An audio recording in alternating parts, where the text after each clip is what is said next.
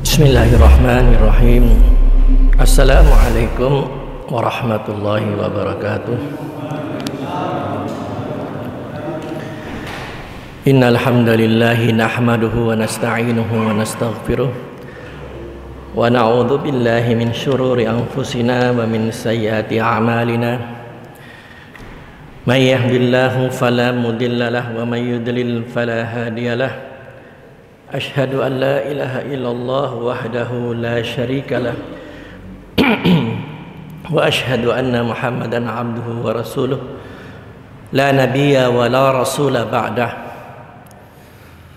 Allahumma salli wa sallim wa barik ala abdika wa rasulika Muhammad wa ala alihi wa ashabihi wa man tabi'ahum bi ihsanin ila yaumiddin. Qala Allah ta'ala fi kitabihil karim, A'udzu billahi minasy syaithanir rajim. Bismillahirrahmanirrahim. Ya ayyuhalladzina amanu taqullaha haqqa tuqatih wa la tamutunna illa wa antum muslimun. Allahumma arhamna bil Qur'an. Hadirin jamaah majelis taklim rahimakumullah. Alhamdulillah, kita bersyukur dan memuji Allah Subhanahu wa taala.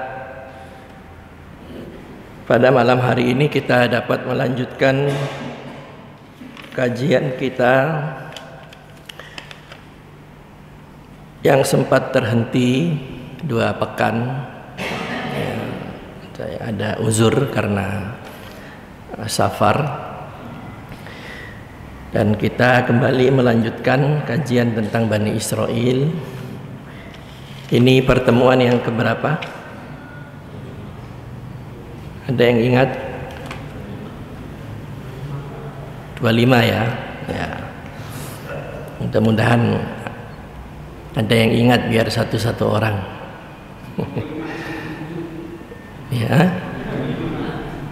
27, 25. Ya. Ya, baik, kita lanjutkan. Yang terakhir 2 pekan yang lalu itu sudah saya sampaikan, seorang tokoh ya, Zionis ya. Zionis itu satu gerakan Yahudi internasional yang mempunyai cita-cita ingin kembali menjadikan Palestina itu sebagai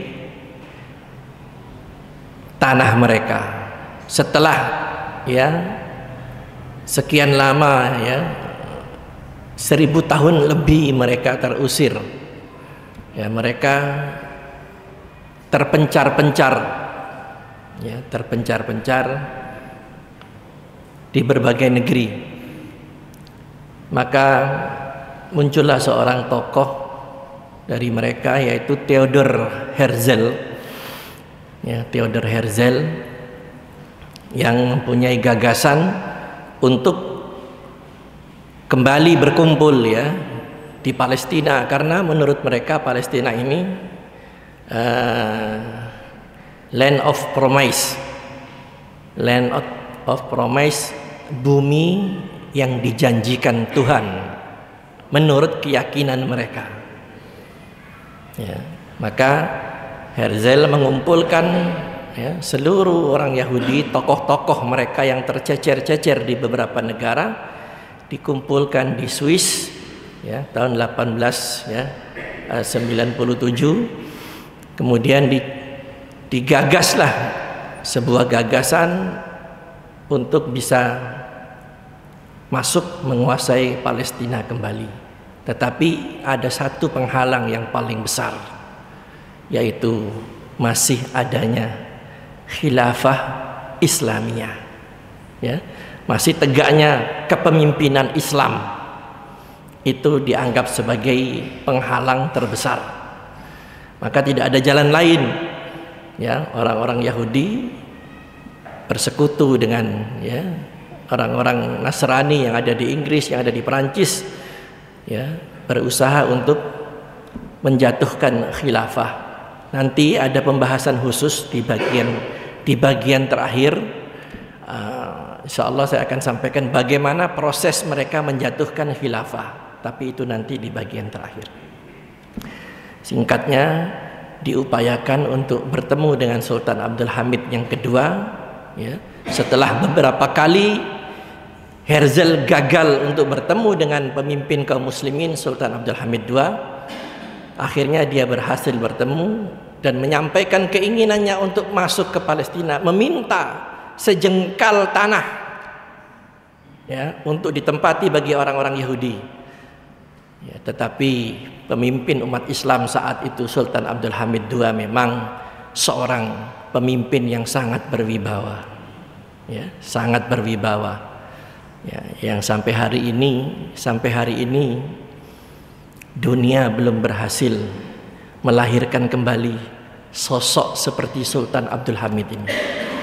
Dunia belum berhasil, dunia Islam memunculkan kembali seorang tokoh setegas, ya, dan segagah Sultan Abdul Hamid II, ya, dengan bujukan-bujukan materi, ya, yang ditawarkan kepada Herzl, semuanya ditolak oleh beliau. Bahkan dengan gagah beliau mengatakan, wahai Herzl, bumi Palestina telah direbut oleh para leluhurku dengan darah, dan sekali-kali tidak akan aku lepas Palestina kecuali dengan pertumpahan darah. Wahai Herzl, sekalipun tubuhku tercabik-cabik, ya, itu lebih aku sukai daripada aku harus memberikan Palestina kepada kalian orang-orang Yahudi. Saya lebih rela tubuh saya tercabik-cabik. Aib bagi Abdul Hamid yang akan dicatat oleh anak cucuku ketika aku memberikan Palestina kepadamu. Ini baru pemimpin berwibawa. Maka tidak heran kalau orang kafir itu memang sangat takut dengan khilafah. Kenapa? Karena khilafah itu kunci, ya. Umat Islam kalau dia punya pemimpin yang satu, suaranya akan satu, akan sulit ditaklukkan, dan sejarah telah membuktikan, ya. Saya sudah sampaikan betapa berwibawanya Sultan Abdul Hamid II berani menolak Herzl, ya, walaupun kemudian Herzl mengancam setelah itu, wahai Abdul Hamid, kamu harus membayar pertemuan hari itu dengan nyawa dan darahmu. Diancam. Tapi Sultan Abdul Hamid tidak gentar. Tidak gentar. Nah, itu sudah saya sampaikan, ya, 2 pekan yang lalu. Cuman sedikit mengingatkan supaya materi ini bisa bersambung sesuai dengan apa yang ada di buku materi Dr. Thoriq As-Suwaidan. Kemudian setelah itu kita akan memasuki pembahasan tentang sekte, ya, sekte. Ya, apa sekte itu? Ya? Hah? Kelompok, ya, kelompok. Ya, ada yang bilang lagi aliran. Ya, kelompok. Sekte-sekte yang ada di dalam Yahudi.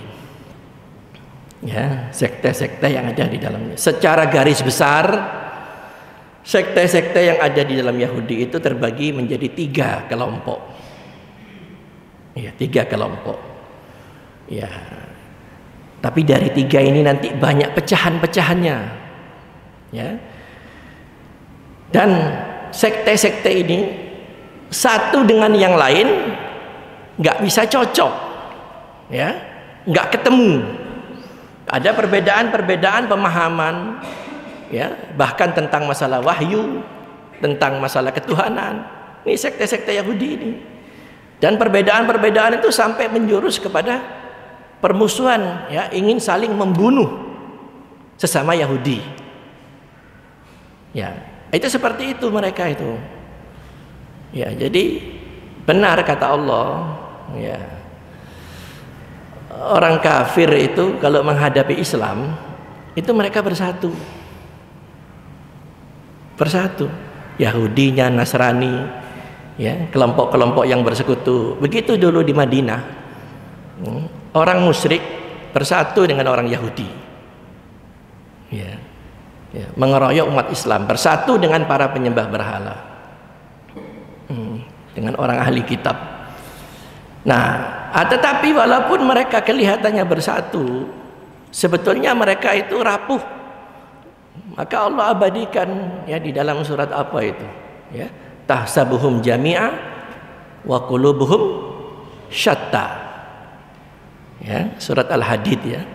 Surat Al-Hadid. Tahsabuhum jami'a wa qulubuhum syatta. Engkau melihat mereka itu seolah-olah bersatu, tetapi hati mereka itu bercerai-berai. Ini Allah yang mengatakan. Nah, itu rumus baku dari dulu sampai sekarang sampai hari kiamat.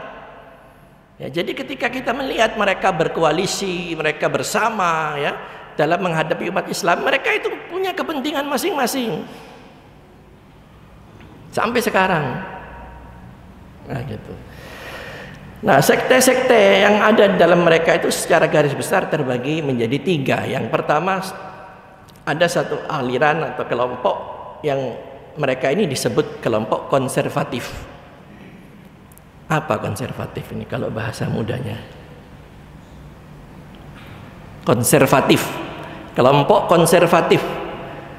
Konservatif itu lebih menjurus kepada kelompok yang kolot, ya, kelompok yang kolot, kelompok yang mempertahankan ajaran-ajaran daripada nenek moyangnya dan menutup diri daripada perubahan, daripada dunia sekitarnya, dari keadaan sekitarnya. Pokoknya ini dari nenek moyang kami ya harus seperti ini, ya. Nah, dia tidak ingin ya melihat kondisi realita yang ada. Dia menutup diri dari realita yang ada. Ini kelompok konservatif. Ya, kelompok konservatif ini yang banyak ya ternyata justru di Amerika. Ya, Yahudi konservatif. Ya, kelompok yang konservatif. Jadi kelompok yang kolot ya, yang tidak ingin ajarannya itu ingin mempertahankan ajaran dan tidak ingin ada perubahan. Pokoknya seperti itu dari dulu ya begitu sudah. Kemudian ada sekte-sekte yang lain, yaitu sekte reformis. Ya, reformis ini apa?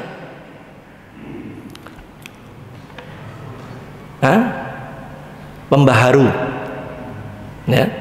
Satu kelompok yang menamakan diri ya atau disebut ya oleh dunia kelompok Yahudi reformis, yang orang-orang yang ada dalam kelompok ini selalu berpikir ini bagaimana ajaran Yahudi ini ya yang menyimpang dikembalikan kepada aslinya, yang dianggap oleh mereka ini, setidaknya oleh kelompok ini, ajaran-ajaran yang tidak sesuai, yang dianggap menyimpang, ingin diperbaharui oleh mereka.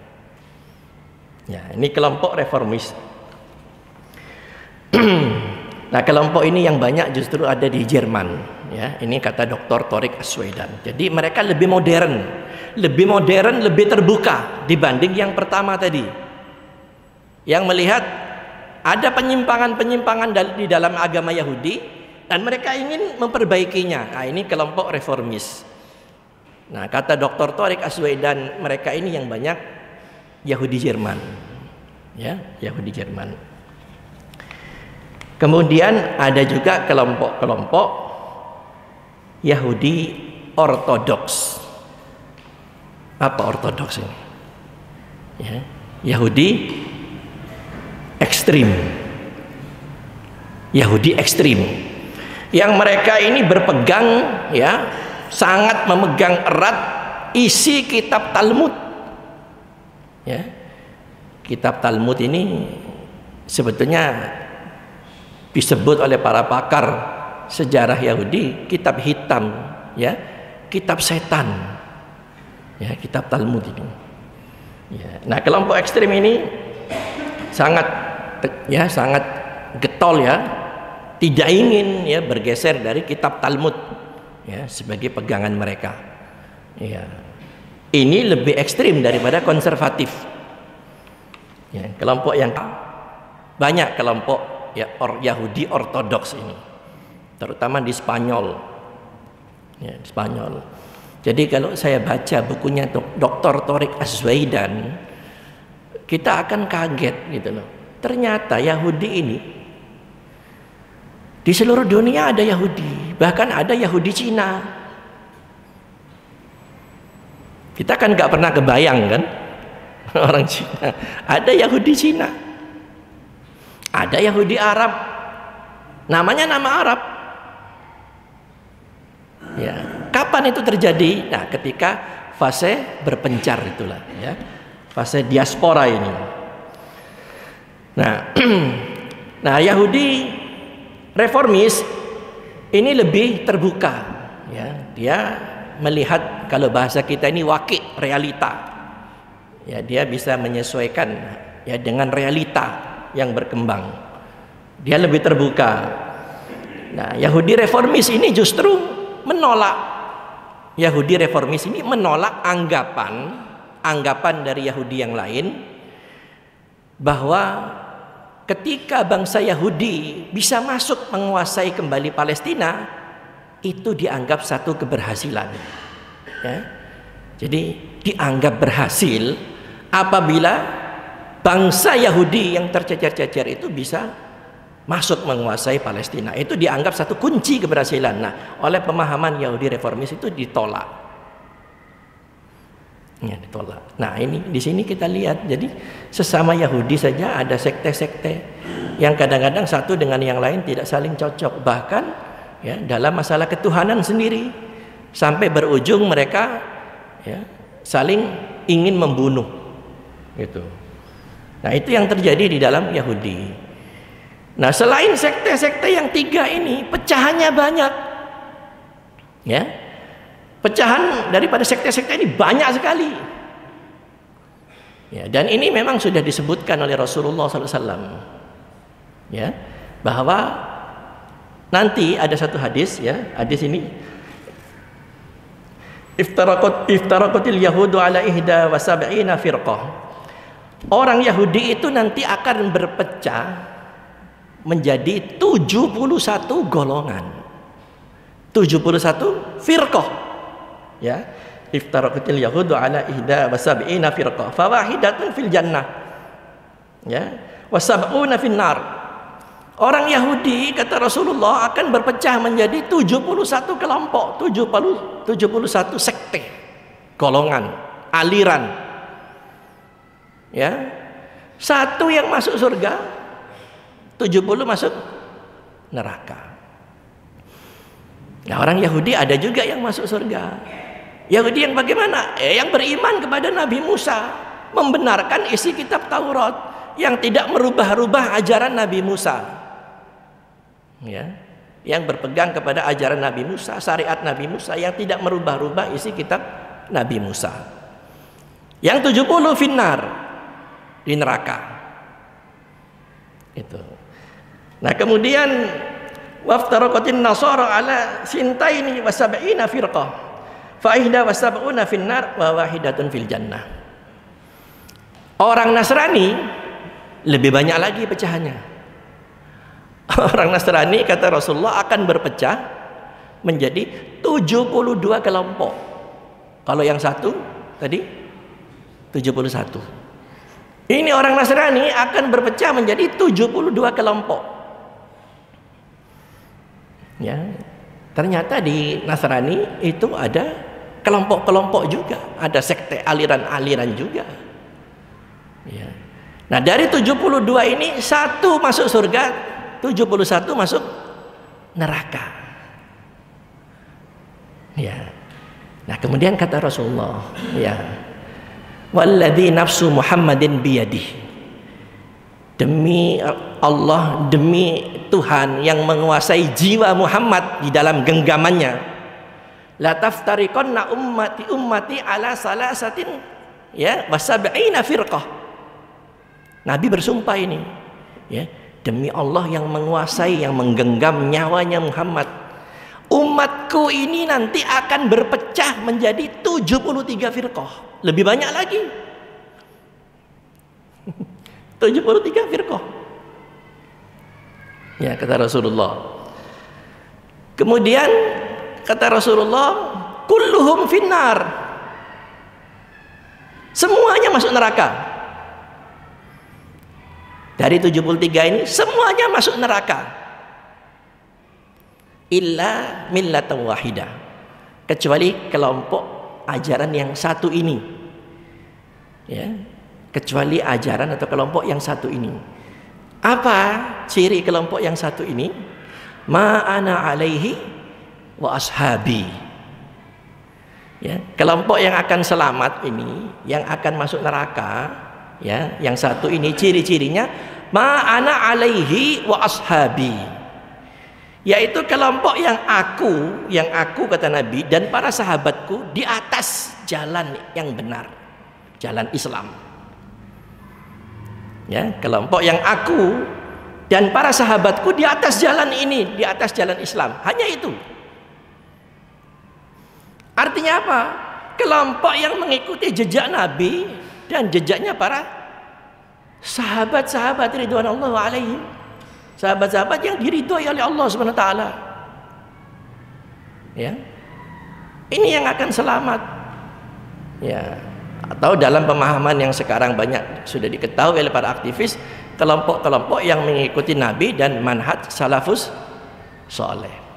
Ya, ini yang akan selamat. Dan Nabi memang jauh-jauh hari sudah mengingatkan bahwa nanti, jadi inti saya singgung dulu. Ini menurut sebagian ulama 70, 71, 72, 73 ini merupakan kalimatul majaz. Apa maknanya? Hanya kiasan saja. Ya, jadi menurut sebagian ulama, kalau orang Arab sudah menyebut angka 7, 70 itu maknanya banyak. Bukan menunjukkan jumlah yang sebenarnya. Ya, kalau orang Arab biasa menyebut 70, ini menurut sebagian ulama disebut 70 ya, banyak. Itu bukan jumlah yang sebenarnya. Ya, orang Yahudi banyak sekte-sektenya. Orang Nasrani lebih banyak lagi. Orang Islam lebih banyak lagi. Ya, kalau memang benar, kalau kita hitung sekarang ya, aliran-aliran ini banyak sekali. Ya, makanya kadang-kadang orang melihat sesuatu yang lain itu ditanya, aliran aung gomi. Ya, kadang-kadang ditanya begitu. Saya kadang-kadang sering iseng kalau ditanya begitu, ya saya jawab aliran listrik. Yang pakai aliran itu PLN biasanya. Ya, alirannya itu banyak sekali, lebih dari Yahudi, lebih dari Nasrani. Islam ini memang benar. Coba aja hitung sekarang ini, yang ngaku Nabi berapa orang, belum lagi yang nyeleneh-nyeleneh. Ya, sampai ada yang beribadah sholat gak pakai baju, sholat di pinggir pantai ada. Ya, yang menganggap kerbo, kerbo dipanggil apa? Mbah Selamet. Ya, kerbo dipanggil Mbah Selamet. Coba. Ya, ya naudzubillah. Ada yang sholat pakai bahasa daerah lagi. Ya. Banyak sekali ya firqah-firqah sesat di dalam Islam ini. Ya, walaupun induknya ada satu kitab, yang kitab ini kajian tentang firqah-firqah sesat. Ya, ada satu kitab. Ya, Ummul Bidah, induknya bid'ah itu ada 4. Ya, induknya ada apa? Induknya bid'ah, kelompok-kelompok sesat itu ada 4. Nah, yang pertama, ranking pertama itu Syiah. Nah, Syiah saja ini ada berapa sektenya? Ya, Syiah ada 12 kelompok. Ya, Syiah ini ada 12 kelompok. Itu baru Syiah. Ya, belum Jahmiyah, belum Qadariyah, belum Mu'tazilah. Ini induknya bid'ah semua ini. Induknya kelompok-kelompok sesat. Gitu. Nah, dalam Islam ternyata lebih banyak Islam itu kelompok-kelompok ya, pecahan-pecahan itu. Nah, maka Nabi ini peringatan untuk kita. Maka Nabi jauh-jauh hari itu mengingatkan. Ya, wa inna may ya'is minkum fasayara ikhtilafan katsira fa 'alaikum bisunnati wa sunnatil khulafa'ir rasyidin al-mahdiyyin min ba'di. Addu 'alaiha bin nawajid. Ya. Nabi ingatkan, sesungguhnya orang yang hidup di belakang hari nanti fasayarah ikhtilafan katsira, akan menjumpai, akan melihat perselisihan yang banyak antara kelompok ini dengan kelompok itu, berselisih. Itu sudah Nabi ucapkan ketika beliau hidup. Ya. Nah, maka Nabi memberikan solusi. Ya. Kalau itu sudah dijumpai, fa'alaikum bisunnati. Ya. Maka kembalikan kepada sunnahku. Wa sunnatil khulafa'ir rasyidin al-mahdiyyin min ba'di. Dan sunnahnya para khulafa ar-rasyidin, Abu Bakar, Umar, Utsman, Ali. Mengapa? Al-mahdiyyin. Karena 4 orang ini telah mendapat petunjuk dari Allah. Ya, jadi masalah-masalah yang diperselisihkan oleh umat ini, cobalah berkaca kepada sunnah Nabi, berkaca kepada sunnahnya 4 orang sahabat ini. Karena 4 orang sahabat ini Nabi yang menjamin al-mahdiyyin telah mendapat petunjuk dari Allah. Ya, kemudian pesan Nabi, addu 'alaiha bin nawajid, gigitlah dengan gigi gerahammu. Maknanya apa?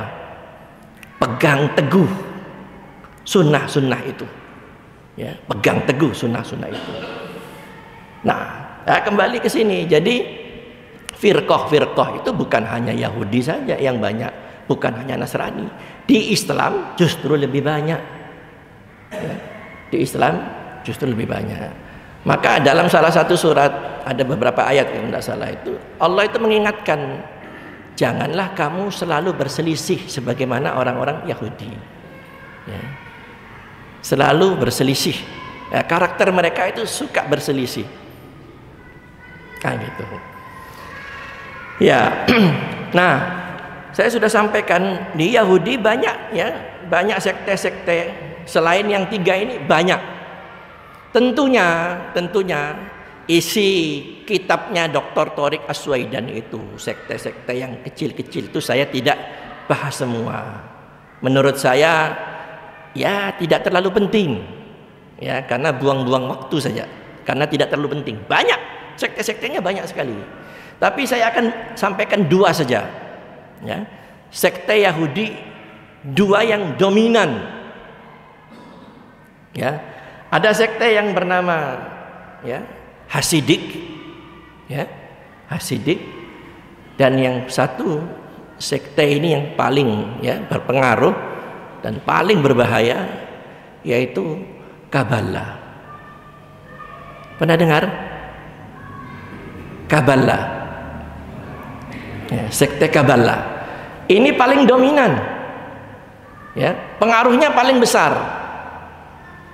Nah, arti Kabbalah sendiri diterangkan oleh Dr. Thoriq As-Suwaidan.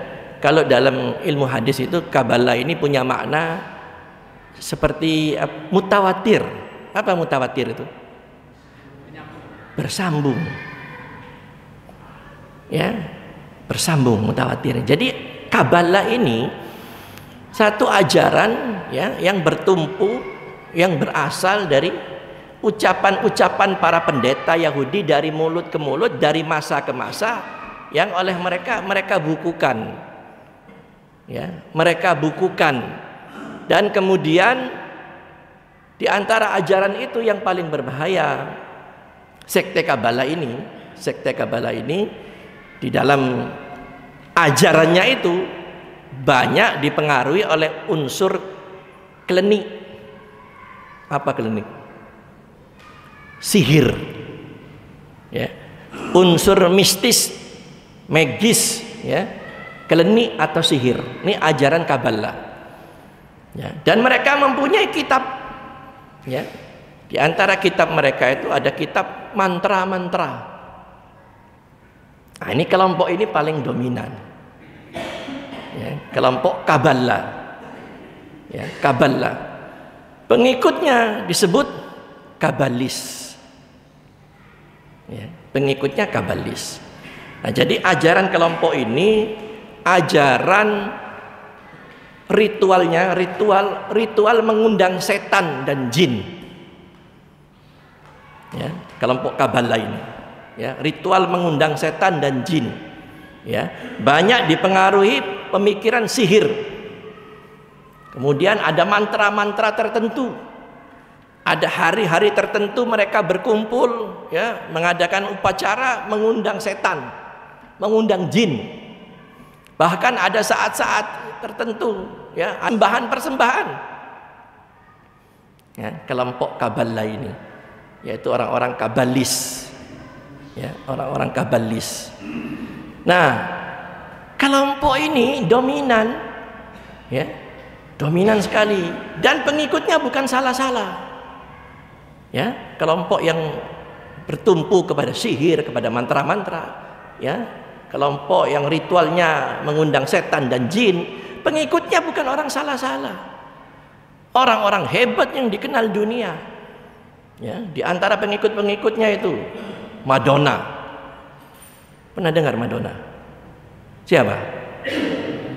Hah? Ya, bukan Maradona ya, Madonna. Ya, Madonna. Britney Spears. Pernah dengar? Ya, Britney Spears. Ya, Paris Hilton, Demi Moore, ya, Naomi Campbell. Ini bintang-bintang top semua. Ya, termasuk pemain bola David Beckham. Itu pengikut kelompok ini. Ya, pengikut kelompok Kabbalah ini. Dan mereka mempunyai ciri. Ciri mereka memakai gelang merah. Ya, ada gelang merah sebagai ciri pengikut Kabalis. Ya, pengikut aliran sekte Kabbalah. Ya. Alhasil kelompok ini dominan. Ya, bahkan bukan mereka saja, yang lain banyak orang-orang hebat, ya, yang masuk dalam kelompok ini dan sangat berpengaruh. Mereka ini orang-orang fulus, ya, mereka punya sekolahan sendiri, ya, mereka mendanai, ya, kelompok-kelompok ini untuk bisa berkembang. Ya, siapa yang nggak kenal David Beckham, ya, dari orang tua sampai anak kecil, ya, yang selenger mesti kenal itu Madonna. Ya, Madonna, ya, Britney Spears, Paris Hilton. Itu orang-orang bintang film top, bintang-bintang Hollywood, ya, bintang-bintang film Hollywood. Tahu Hollywood? Apa Hollywood itu? Hah? Apa? Ada Hollywood, ada Bollywood. Hollywood itu apa? Anda ini serius. Hollywood itu apa? Ya, Hollywood ini pusat hiburan, ya, pusat hiburan yang banyak, ya, perfilman yang berada di Los Angeles, California. Pusat hiburan perfilman dunia. Di situ berkumpulnya bintang-bintang top. Ya, ada di California. Ya, termasuk orang-orang yang tadi saya sebutkan itu. Ya, dan mereka mempunyai pengaruh karena mereka menguasai perfilman Hollywood itu, mereka pegang. Nah, ini Hollywood. Kemudian satu lagi, Bollywood. Apa Bollywood? Ah, Bollywood itu kucuk-kucuk hotai itu. Ya, Bollywood itu pusat perfilman, ya, untuk film-film India. Pusatnya di mana? Di Mumbai. Dulu Mumbai itu namanya Bombay. Ya, di sini kalau tidak salah ada toko tekstil namanya Bombay. Jadi Mumbai itu pusat perfilman Bollywood. Shah Rukh Khan, ya, kucuk-kucuk hotai di situ semua itu. Itu Bollywood. Nah, kalau Hollywood yang saya sebut tadi itu Madonna, Naomi Campbell, ya, Paris Hilton, Britney Spears, ya, dan banyak bintang-bintang film lain. Nah, Hollywood ini tidak lepas daripada pengaruh pemikiran Kabbalah. Dan mereka sengaja menciptakan film-film yang merusak iman, merusak pemikiran, terutama pemikiran anak-anak generasi muda. Ya, pengaruh Kabbalah itu ada dalam film-film itu. Coba saya kasih contoh, film anak-anak kecil itu. Ya, ternyata film-film anak-anak kecil, ada anak-anak yang pegang apa itu, tongkat, ya, tongkat itu, ya, apa disebut? Kan, abrakadabra. Ternyata itu mantra, mantranya orang Kabbalah. Ya, abrakadabra. Itu mantra yang ada di kitab Kabbalah. Film nenek sihir, sapu bisa terbang, ya. Kemudian digambarkan manusia-manusia superhero, apa saja orang-orang hebat, Superman, Spiderman, Batman, ya, itu mereka yang bikin supaya pikiran orang, terutama orang Islam itu berpikir, oh itu orang-orang hebat. Sehingga terutama kita, anak-anak kita orang Muslim, dia nggak kenal bahwa Abu Bakar As-Siddiq itu orang hebat. Dia nggak kenal Umar bin Khattab itu orang hebat. Dia nggak kenal Khalid bin Walid itu, ya, Saifullah, pedangnya Allah. Nggak kenal dia. Yang dia kenal siapa? Spiderman. Karena apa? Lawangemu. Batman, Spiderman. Sengaja diciptakan untuk apa? Merusak pola pikir anak-anak kita. Jadi diharapkan anak-anak itu nggak kenal tentang orang-orang hebatnya dalam agamanya sendiri. Yang dikenal siapa? Ya, ini kan akal saja menolak orang bisa terbang. Ya, tetapi itulah hebatnya mereka dalam rangka meracuni, ya, anak-anak kita. Sehingga anak-anak kita nggak kenal yang Abu Bakar, Utsman, ya, apalagi Al-Musanna, ya, pahlawan-pahlawan Islam, ya. Ya, Khalid, tidak tahu. Yang diketahui itu Batman, Superman, Spiderman, apalagi, ya, macam-macam itu. Ya, dan film yang punya pengaruh mistik kuat dan banyak pengikutnya, digemari oleh pengikut, Harry Potter itu. Pernah dengar? Itu, ya, azan, ya. Nah itu. Nah, terakhir untuk menutup, itulah pengaruh-pengaruh Yahudi Kabbalah dalam rangka merusak akidah. Jadi dari banyaknya sekte ini, yang paling berpengaruh ini Kabbalah, karena pengikutnya orang-orang hebat dan mereka menguasai perfilman yang ada di Hollywood. Ya, demikian saja karena sudah azan. Insyaallah kita sambung pekan depan. Subhanakallahumma bihamdika asyhadu an la ilaha illa anta astaghfiruka wa atubu ilaik. Assalamualaikum warahmatullahi wabarakatuh.